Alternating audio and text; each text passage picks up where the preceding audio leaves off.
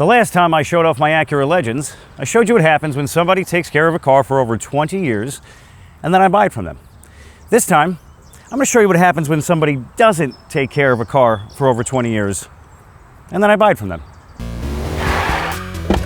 Hey.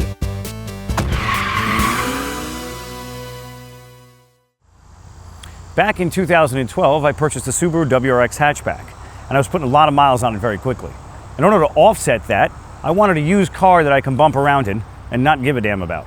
And that's where this guy comes in. This is my 1990 Acura Legend L. When I first started my search for this car, I came across a couple that were beaten to absolute death, with over 250,000 miles on most of them, and people were still asking over $2,500. Mechanical issues, basic wear and tear issues that I did not want to get involved with at all. I kept my search up, and I found this guy, Golden Boy, in Paterson, New Jersey. The guy was asking for $2,400, talked him down to $1,600. 43,000 miles later, I'm a pretty happy guy. Now, when it comes to mechanical issues, I didn't exactly get away scot-free, but luckily I have a friend who's mechanically inclined and has a lift at his house. Together we've accomplished the following. The list is long, so I've written it down. Tie rod ends, valve gaskets, oil pump gasket, engine mounts, main relay, distributor cap, spark plugs and wires, alternator, axles, brakes, and any oils that need to be changed.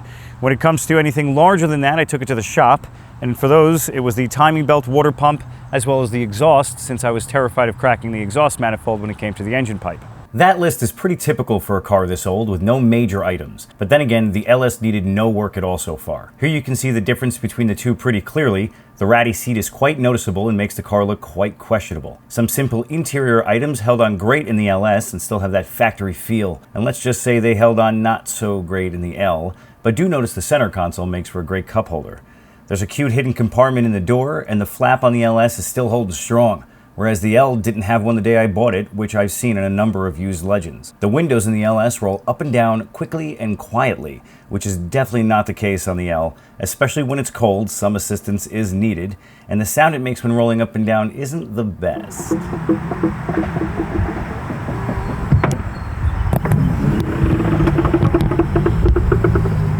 The ABS system commonly fails in these cars, but this one started to activate the ABS under normal braking, so to not die, I've removed 5 fuses that pertain to the ABS system. This Legend and rust are becoming great friends, hanging out on every quarter panel alongside the other scratches and dings on the car. As much as I love this car, I only focus on it mechanically since I've pretty much given up hope on the aesthetic value of it.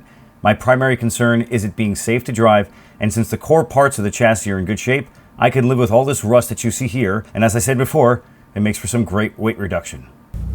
Currently, I'm heading to Brooklyn.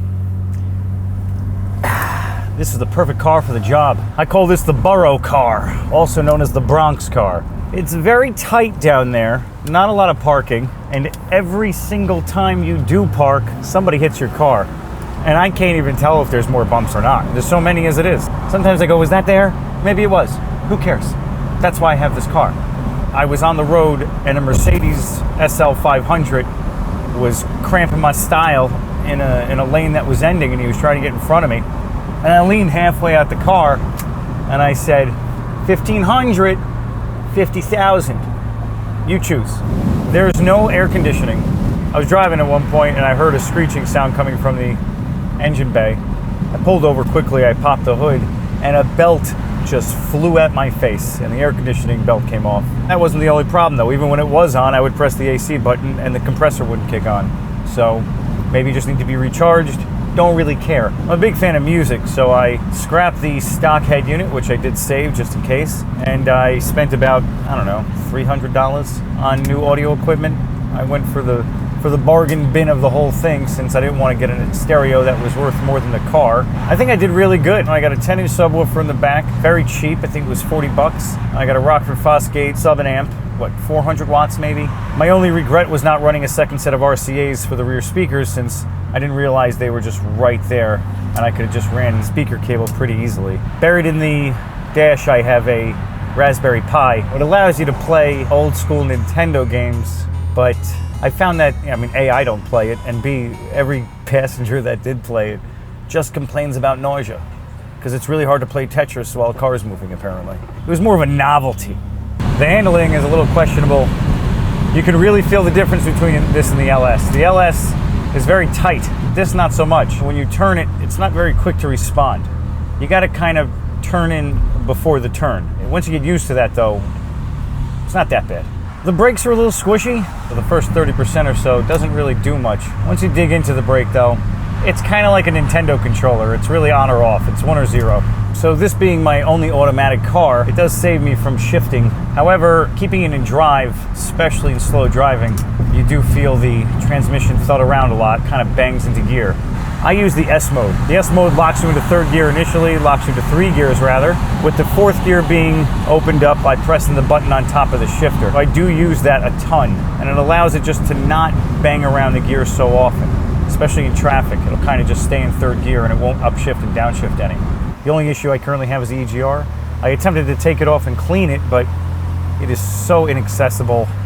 You can see it right there. I troubleshooted and it turns out the EGR is working just fine. It's the EGR pipe that's clogged, but because of that issue, when I'm traveling on the highway, right now I'm fine. I'm at 50 miles an hour, no issue. If I put my foot down right now, I get a check engine light, the engine just suffers from it. Despite a few hiccups from this car, it has been nothing but reliable. After 5 years of owning this Legend, it's never once left me stranded, even though it sure sounded like it would at times, and usually has smoke bellowing out of the front of it. A few fixes are easy though, like this one. But some were a total pain in the ass, and I'm pretty sure it's because this car was in an accident in its lifetime. Either way, everything is holding up pretty well for 28 years and 146,000 miles. The interior is in good shape too, especially when you use high-grade industrial cleaning solutions. This thing was disgusting when I bought it. Considering this was a well-used car over the years, it still looks damn good against the sunset. If you want to check out my other Legend LS, which is almost near mint, check out my earlier upload. As always, thanks for watching, and if you liked what you saw and want to see more, subscribe. The old hell of a McLaren. Always nice to see. Tell me he's turning in here. No.